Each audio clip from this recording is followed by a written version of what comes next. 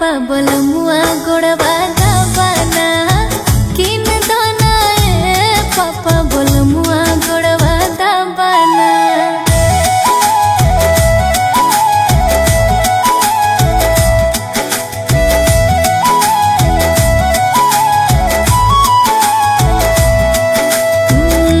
खाना बनावे घर के काम करे वाला किन दाना ए पापा दुल्हा दिलवाला।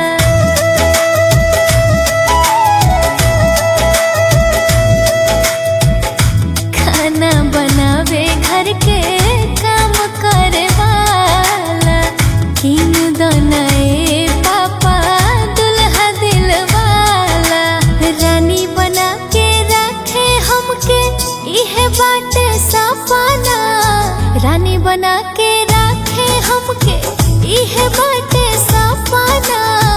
किन दाना ए पापा बोलमुआ गोड़वा दाबाना किन दाना ए पापा बोलमुआ गोड़वा दाबाना।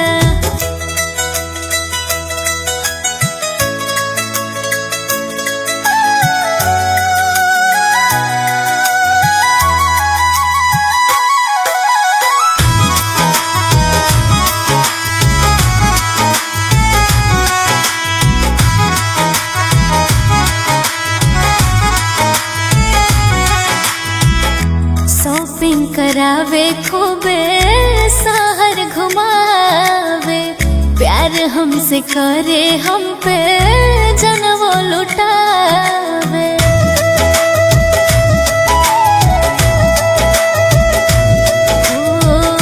शॉपिंग करावे खूबे शहर घुमावे, प्यार हमसे करे हम पे जनवो लुटावे। सारा फरमाइश पूरा कर कहीं जाता ना, सारा फरमाइश पूरा कर कहीं जाता ना।